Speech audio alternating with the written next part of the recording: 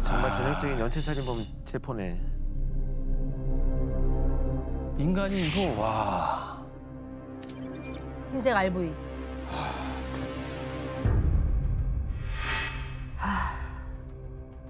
야.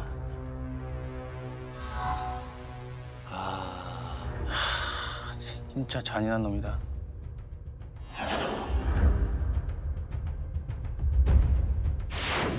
아 저기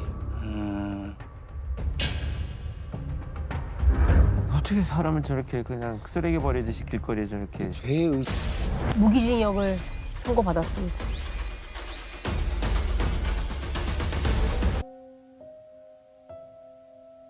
(2006년) 군포 안양 연쇄살인 사건 살인마 김윤철.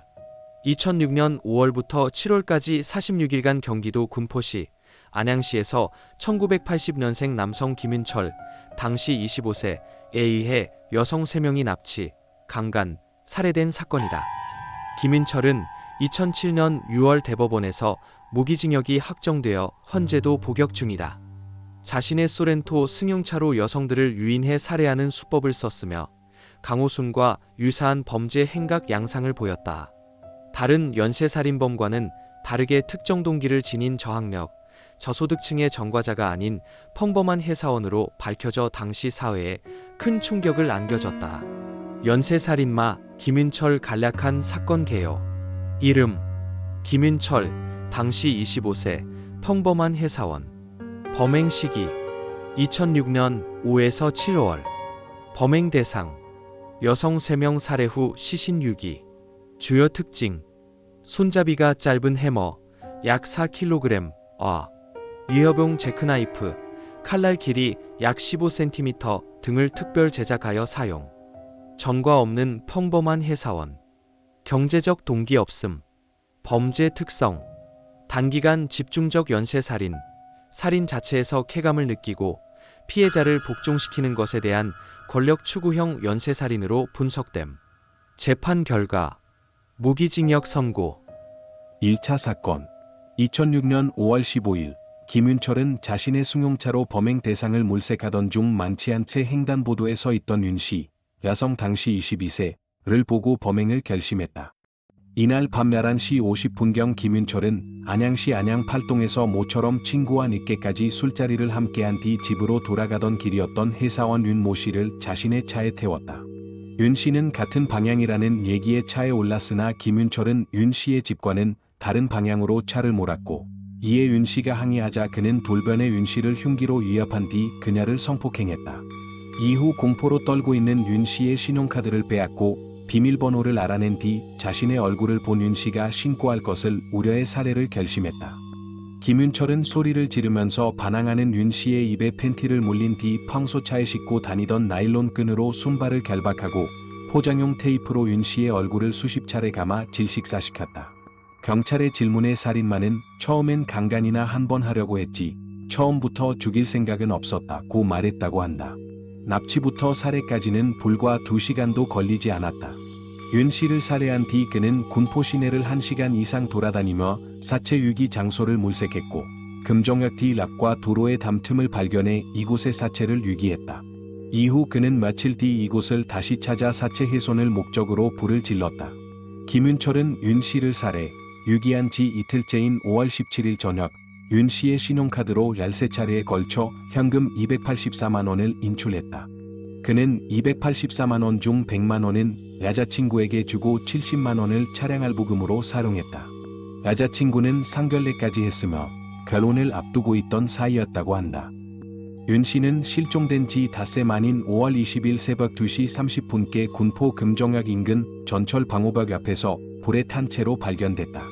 화재 신고를 받고 소방대원이 현장에 출동했을 때 사체는 육안으로 신원 확인이 불가능할 정도였지만 굽어있던 일부 손가락과 과거 치과 기록 등을 토대로 감식한 결과 실종된 윤 씨로 판명되었다. 경찰은 윤 씨가 발견된 현장 주변을 샅샅이 수색하는 한편 윤 씨의 주변 인물들을 상대로 탐문 수사에 들어갔지만 단서나 증거물은 아무것도 남아있지 않고 탐문 수사에서도 특이점은 나타나지 않았다. 2차 사건 2006년 6월 9일 김윤철은 삼본역에서 집으로 가던 대학생 김씨, 여성 당시 애게 집에 데려다 주겠다며 차에 태웠다. 둘은 차 안에서 남자친구와 학교생활 등의 얘기를 1시간 40분 넘게 나눴으며 서로 휴대전화 문자 메시지를 보내주기도 했다. 희생자 김 씨의 한 친구는 새벽에 피해자가 전화를 해서 어디냐고 물으니 집에 가는 중이라고 했다. 범인과 그 시간 같이 있었다고 생각하면 지금도 내일처럼 가슴이 뛴다고 말했을 정도랐다. 하지만 이전 범행에서 성폭행과 함께 신용카드를 빼앗아 300만 원 가까운 돈을 손쉽게 얻은 김윤철은 이번에도 범행 계획을 세우고 있었다. 김윤철이 신체를 더듬자 낌새를 눈치챈 김 씨는 차에서 내리려고 했고 그는 돌변해 김 씨에게 흉기를 들이대며 위협하며 성폭행을 시도했다. 당시 김 씨는 신용카드도 갖고 있지 않았고 현금도 얼마 없었으나 김윤철은 윤 씨와 같은 방법으로 김 씨를 결박하고 얼굴을 테이프로 감아 잔인하게 살해했다. 김윤철은 경찰 조사 과정에서 김 씨는 신용카드를 가지고 있지 않았고 현금도 1만 원 정도에 불과했다. 그리고 성폭행만은 안 된다고 사정을 해서 포기했다. 고 진술했으나 사체로 발견된 김 씨의 몸에서는 성폭행 흔적이 곳곳에서 발견됐다. 김 씨는 실종 3주 후인 7월 3일 오전 의왕시 청계동 공동묘지 근처 일명 도깨비 도로 라폴숲에서 웅크린 나체 상태로 발견됐다. 발견 당시 김 씨의 사체의 허벅지 부근에는 예리한 흉기로 인해 생긴 듯한 깊은 상처가 나 있었으며 얼굴은 테이프로 휘감겨 있었고 양손이 결박되어 있었다. 경찰은 범인이 피해자를 성폭행하지 못한 것에 대한 분풀이로 사체를 훼손한 것으로 추정하였다. 웅크린 채 발견된 사체는 더없이 참혹했다. 얼굴은 테이프로 휘감겨 있었는데 양손이 결박된 것은 물론 중요 부위 윗부분이 예리한 흉기로 도려져 있었다. 김진철은 사체의 손을 부인했지만 그 상처는 벌레에 의해서나 우란이 생길 수 있는 것이 아니었다. 국과수에서도 의도적으로 도려낸 자국이라는 소견을 보았다. 후에 경찰에게 들은 이야기지만 생리 중이라 성폭행을 못했다며 재수없는 년이 걸렸다. 피해자의 음부를 도려냈다고 한다. 살인마의 여자친구가 생리 중에는 성관계를 거부했다고 하며 그 불만이 피해자에게 분출된 것이 아닌가 개인적으로 추측해본다. 2명의 여성이 연달아 살해되자 경찰에 비상이 걸렸다. 군포경찰서 내의 모든 인력이 동원돼 두 사건의 연계성을 파악하기 위한 수사를 시작했고 동일수법 전과자 등을 수사망에 올려놓고 용의자를 좁혀갔으며 범인의 예상 가능 동선을 설정하는 동시에 광범위한 통신수사를 통해 피해자와 같은 동선에 있었던 인물들을 하나하나 추적해 나갔다. 3차 사건 2006년 7월 1일 밤 11시경 군포시 삼본동에서 집에 가던 허 씨, 여성 당시 27세가 세 번째로 희생됐다. 앞선 두 차례의 범행을 통해 자신감을 얻은 김윤철은 세 번째 범행에서는 더욱 대범하고 잔인한 모습을 보였다. 김윤철은 이전까지와는 달리 폭력을 사용해 허 씨를 강제로 차에 태웠고 허 씨의 신용카드를 빼앗은 뒤 같은 방식으로 살해하고 사체를 백운호수 인근 야산 풀숲에 유기했다. 김윤철은 허 씨가 가지고 있던 명품 구찌 핸드백을 자신의 여자친구에게 선물했을 정도로 테란함을 보았다. 살인마 김윤철 검거. 경찰은 두 번째 희생자의 사체에서 범인의 DNA를 찾아내는 데 성공했으며 피해 여성의 통화 기록을 분석해 동선을 파악하고 그 주변에 대한 수색에 나섰다. 김윤철은 첫 번째 피해자인 윤 씨의 돈을 인출했던 현금 지급기의 CCTV가 작동되지 않는다는 사실을 알고 세 번째 피해자인 허 씨의 신용카드를 갖고 또 다시 그곳을 찾았다. 그러나 수사팀은 범인이 동일한 장소를 다시 찾을 가능성이 크다고 판단해 이곳에 CCTV를 설치해 둔 상태였으며 경찰은 허 씨가 실종된 지 이틀 후인 7월 3일 김윤철이 허 씨의 신용카드로 120만 원을 인출하는 장면을 확보했다. 이후 경찰은 그의 신원을 파악해 7월 4일 새벽 아파트 주차장에서 김윤철을 긴급 체포했다. 체포 당시 김윤철은 자신의 범죄를 감출 아무런 준비가 되어 있지 않았으며 증거물 앞에서도 떨기만 할 뿐 무조건 범행을 부인했다. 그는 계속해서 범행을 교묘히 둘러대다가 국과수의 DNA 분석 결과가 나오자 그제서야 모든 범행을 자백했으나 허 씨의 생사에 대해서는 입을 열지 않았다. 경찰은 공식 수사 발표 직전까지도 허 씨가 살아있으리라는 희망의 끈을 놓지 않았으나 기자회견을 1시간 앞둔 5일 오후 2시경 김윤철이 허 씨도 죽였다고 자백했다. 허 씨는 살해된 지 4일 만인 7월 5일 의왕시 백운호수 인근의 야산 풀숲에서 발견됐으며 앞선 피해자와 같은 방식으로 살해되었고 몸 곳곳에는 구타로 인한 상처가 남아 있었다. 살인마 김윤철 검거 이후 당시 피해자에 대해 어떻게 생각했나? 라는 질문에 이렇게 대답했다. 널 생각은 한다.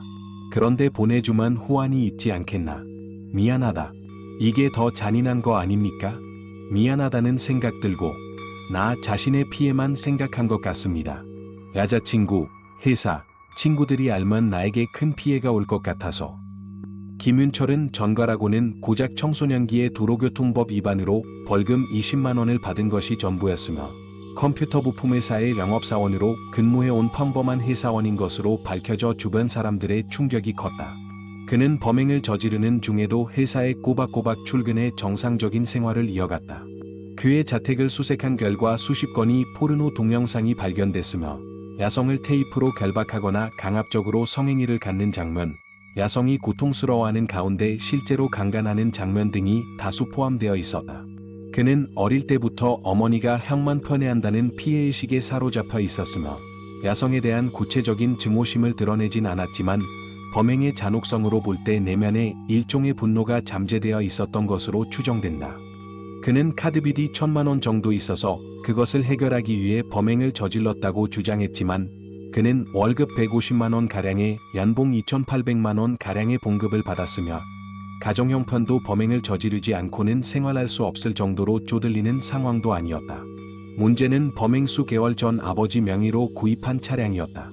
그는 카드빚과 차량 할부 대금으로 매달 160여만 원을 지출해야 하는 적자 생활을 해왔다고 한다. 그동안 주위에서 돈을 빌려 상환금을 충당했는데 그것이 누적되다 보니 범행을 결심했다는 것이다. 수사팀의 한 관계자는 만약 안 잡혔으면 피해자가 더 나왔을 것이다. 김윤철 자신도 안 잡혔으면 한 달에 한두 명은 더 죽였을 것이라고 말했다. 자신이 저지른 범죄에 대해 뉘우치는 기색도 없다. 고 말했다. 그의 랍기적인 행적은 조사 과정에서 속속들이 드러났다. 특히 그가 피해자의 물품을 자신의 애인에게 선물한 대목은 유가족들의 분노를 불러일으켰다. 1차 범행 다음날 그는 피해자에게 뺏은 돈과 카메라를 가지고 결혼을 약속한 애인과 한국민속촌에 놀러가 피해 여성의 카메라로 사진을 찍었으며 사건 4일 후인 6월 13일에는 카메라를 회사로 가져가 동료들에게 몰아주면서 수십 장의 사진도 찍었고 범행 다음 날인 일요일에 카메라 가방, 메모리 카드 등 부속품도 추가로 구입했다. 그의 회사 동료는 김 씨가 하루는 평소 못 보던 디카를 가지고 와서 이거 쓸 만한 것이냐고 묻고는 회사 동료들에게 사진을 찍어줬다. 자기 사진을 셀카로 찍기도 했다. 고 말했다. 그는 3차 범행 이후 피해자의 명품 핸드백을 애인에게 선물하기도 했다. 김윤철 자신도 범행에 중독되어가는 상태를 은연중에 표현하기도 했다. 첫 번째는 몰랐는데 두 번째 피해자를 살해할 때는 말로 표현할 수 없는 희화를 느꼈다는 그의 진술은 그가 살인에 익숙해지고 있었음을 몰아주는 부분이었다. 재판 결과 검찰은 1심부터 사형을 구형했으나 재판부는 1심부터 무기징역을 선고했고 김윤철은 2007년 6월 대법원에서 무기징역이 확정되어 현재도 복역 중이다. 이전에 발다른 전과가 없었다는 것과 그의 할아버지가 6.25 전쟁 참전용사인 국가유공자라는 점이 참작되어 사형은 겨우 면할 수 있었다. 재판부는 범행 수법이 지극히 잔혹하고 계획적이며 재질도 반사회적이고 불량의 유족에 씻을 수 없는 절망을 주었다. 면서도 도로교통법 위반 벌금의 범죄 전략이 없고 젊은 나이와 화목한 가정환경, 원만한 직장생활들을 고려하면 교화 개선 여지가 있다. 고 판결 이유를 밝혔다. 무기징역이 선고되자 세 번째 피해자 허 씨의 언니는 터져나오는 울음을 참으며 힘겹게 말했다. 재판 내내 고개를 꼿꼿이 들던 모습이 섬뜩해요. 모범수로 가석방되어 마주칠 수도 있겠죠. 동생 얼굴이 아직도 눈에 선한데. 죄의 대가만 달게 받는 것, 우리가 바라는 건 그게 다입니다. 1심부터 무기징역이 선고되자 허 씨의 아버지도 사건을 수사한 경기도 군포경찰서 인터넷 홈페이지에 군포연쇄살인 사건 무기 선고라니 라는 제목의 글을 올리면서 법원의 판결에 불만을 표출했다. 그거예요? 기가 막힙니다. 꽃 같은 애들을 끔찍하게 죽이고 내버린 뒤 끝까지 거짓말로 발뺌한 흉악범도 사회가 다시 받아들여야 한다는 겁니까? 글을 마치며 20일 간격으로 살인을 벌이는 살인마 김진철의 범행은 초범의 짓이라 하기에는 그 수법이 너무도 잔인했다. 이런 질문을 던져본다. 김윤철의 범행은 과연 3건에 그쳤던 것일까?